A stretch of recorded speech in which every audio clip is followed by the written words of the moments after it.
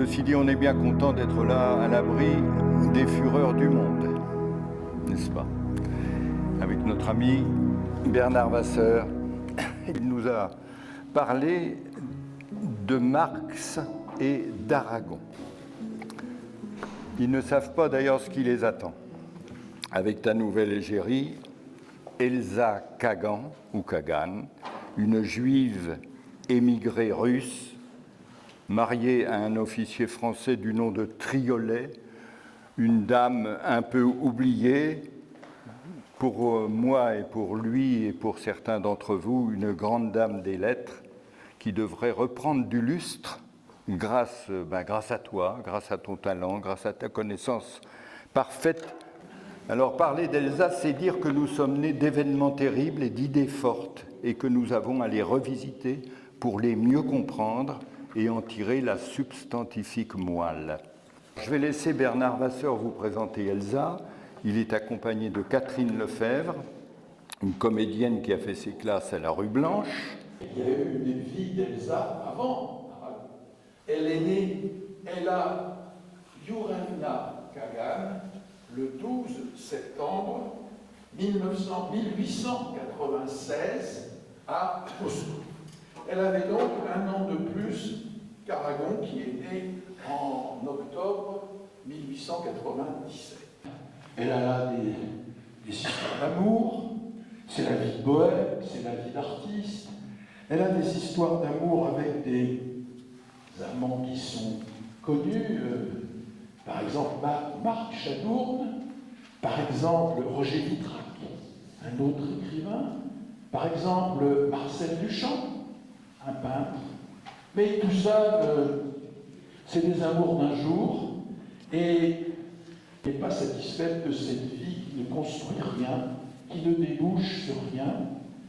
Je vous ai parlé d'Elsa avant Aragon.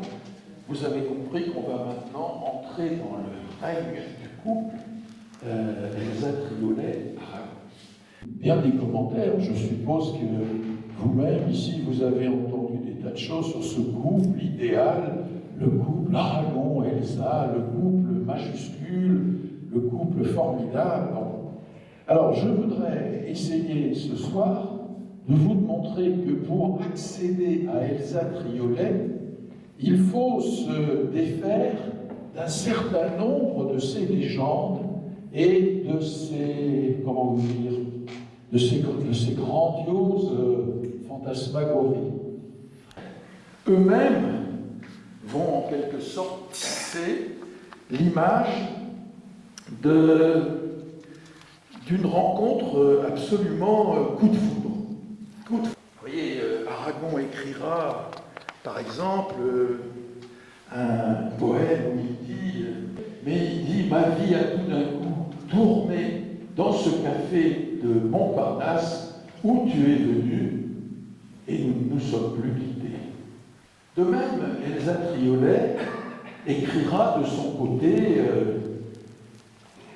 cette rencontre, je la voulais. J'étais fasciné par le livre qu'avait écrit un jeune écrivain français et qui s'appelait Le paysan de Paris, qui est un livre de la période surréaliste d'Aragon, donc de sa période de jeunesse.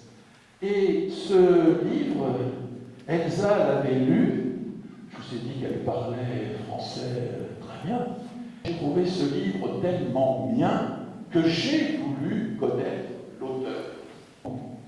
Et Aragon participait ce soir-là à une séance consacrée à Elsa Triolet.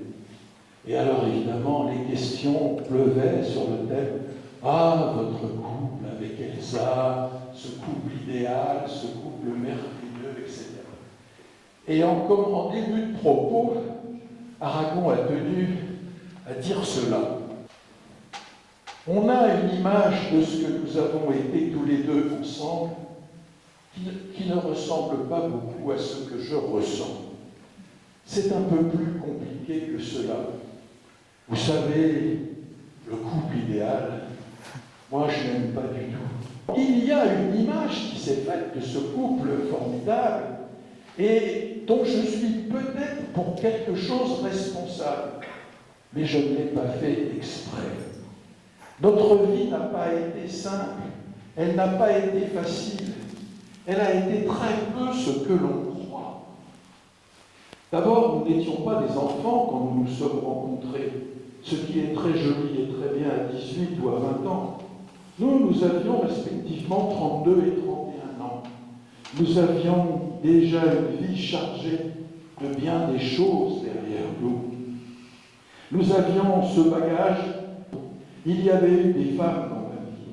Il y avait eu des hommes dans la vie d'Elsa. C'est une chose dont je parle assez librement parce que je hais l'hypocrisie. Mais, néanmoins, ce sont des choses qui sont toujours chez quelqu'un comme moi, qui suis très marqué par un caractère particulièrement jaloux, un certain retentissement. Elsa va vivre cette époque où elle va devoir apprendre à devenir un écrivain dans une écrivaine, dans une autre langue que sa langue maternelle. Elle va traduire aussi Voyage au bout de la nuit. C'est un beau challenge de traduire ça en russe. Quand elle se rend avec Aragon à la frontière franco-espagnole, 1939, la guerre Franco a écrasé les républicains espagnols, et vous savez comment ils seront accueillis dans des camps en France, dans le sud de la France. Et donc, Elsa et Aragon vont tous les deux accueillir ces réfugiés qui arrivent en masse, et à Perpignan, et même à la frontière espagnole, là où il y a une ville qui s'appelle Le Boulou. Et cela donnera un texte très beau, que je trouve très beau, d'Elsa Triolet, qu'elle publiera à l'époque, et qui s'intitule « J'ai perdu mon cœur au boulot ». Les gens sont encore tout pantelants de ce qu'ils ont vécu. Oh, maintenant, c'est magnifique, disent-ils encore pleins de la vision des cadavres d'enfants, des femmes accouchant dans la boue, des hommes traînant les pansements de leurs pieds dans la gadoue, les pansements de leurs têtes sous la pluie, les camions chargés de cadavres, de grands blessés, une vision de panique qui ne veut rien entendre, sauf le terrible mot « fasciste ». Nos gardes mobiles transformés en nourrices, en infirmiers, les gens du pays donnant, aidant les femmes à accoucher, nourrissant les enfants, soignant les blessés. Avec quoi? Pas de vivres, pas de médicaments. La neige, la boue, les pieds gelés, les pneumonies, les cadavres. Je suis rentrée à Perpignan le soir. Une lune pâle et bien nourrie pendait dans le ciel et éclairait les gros platanes. Je pense à la petite fille d'hier, celle de devant la gare, sous la pluie, avec ses cils luxueux. Je m'ennuie terriblement sans elle. J'ai perdu mon cœur devant la gare du Boulot. Nous roulons. Il fait toujours incroyablement beau et doux dans le calme traître de ce paysage piqué de silhouettes de gardes mobiles. Je pense à la petite fille. Elle va recevoir le prix Goncourt en 1945 pour l'année 44. En 1944, on avait eu autre chose à faire qu'à décerner le Goncourt, mais enfin, bon, voilà. Pour le roman qui s'appelle « Le premier accro coûte 200 francs ».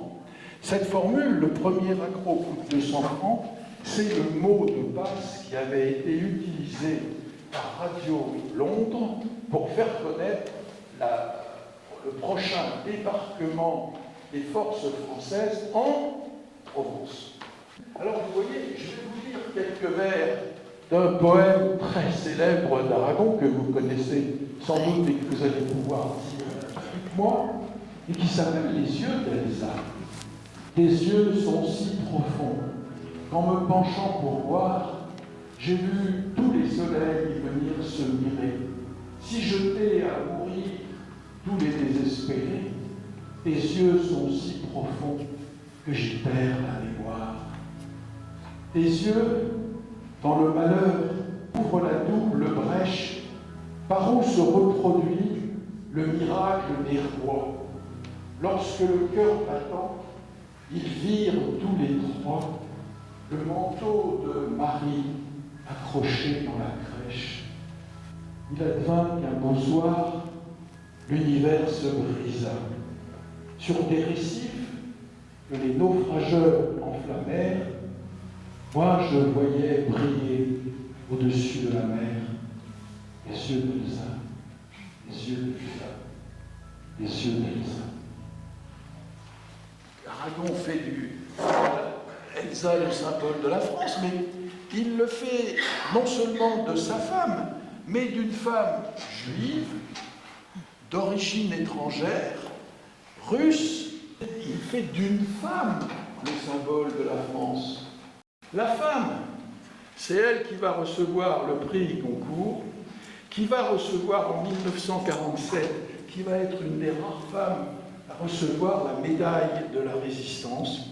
Elle va beaucoup s'engager aux côtés d'Aragon dans les combats de l'époque, en particulier, je pense à la bataille, ce qu'elle va appeler la bataille du livre, c'est-à-dire une bataille pour créer des bibliothèques et l'envie de lecture dans les milieux ouvriers, dans les familles populaires. C'est une lettre magnifique, mais intense.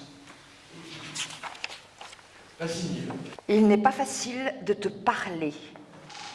Tu sembles oublier que nous vivons l'épilogue de notre vie, qu'ensuite il n'y aura plus rien à dire et que l'index lui-même, d'autres le liront, pas nous.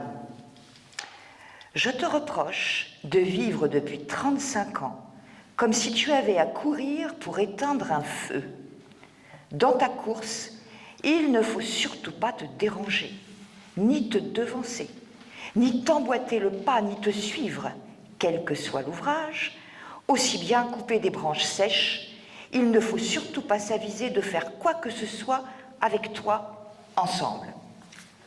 Cette dernière entreprise est bien ce que j'ai vécu de plus affreusement triste. Tu es là à trembler devant mes initiatives, jamais tu ne discutes, tu ne fais que crier ou tu prends sur toi. Le plaisir normal de faire quelque chose ensemble, tu ne le connais pas. Un mot anodin à ce sujet et tu te mets à m'expliquer la montagne de choses que tu as à faire. Comme au téléphone, tu racontes toutes tes activités à n'importe qui pour expliquer que tu ne peux pas voir ce quelqu'un juste maintenant. Pourtant, il serait peut-être aussi urgent de parfois nous rencontrer. Il nous reste extrêmement peu de temps et tu le sais mieux que quiconque. Mon Dieu, ce que la sérénité me manque. Toute une vie comme dans la voiture où je ne peux jamais te dire « Regarde !» puisque toujours tu lis ou tu écris et qu'il ne faut pas te déranger.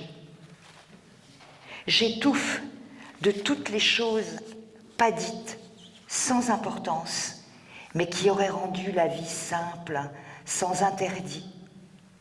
Avoir constamment à tourner la langue cette fois avant d'oser dire quelque chose, de peur de provoquer un cyclone, et lorsque cela m'échappe, crie, bien que cela ne soulage pas. La solitude n'est pas le grand thème de mes livres, elle l'est de ma vie. J'y suis habituée, je m'y plais après tout. À l'heure qu'il est, le contraire me dérangerait. Ce que je veux, rien. Le dire, que tu t'en rendes compte. Mais j'ai déjà essayé, je sais que c'est impossible. Et si tu me dis encore une fois combien juste maintenant tu tiens tout à bout de bras, je casse tout dans la maison. Je ne m'en dis pas, rien, ni ton temps, ni ton assistance. Ce que je ne supporte pas, c'est la manière dont tu te tiens sur la défensive, les barbelés et les fossés. Ma peine te dérange, Il ne faut pas que j'aie mal, juste quand tu as tant à faire. Moi aussi, je prends sur moi, et même je ne fais que cela, à en éclater, à sauter au plafond. Même ma mort, c'est à toi que cela arrivera. Et puis zut, je suppose que quand on n'a pas de larmes, il vous faut une autre soupape.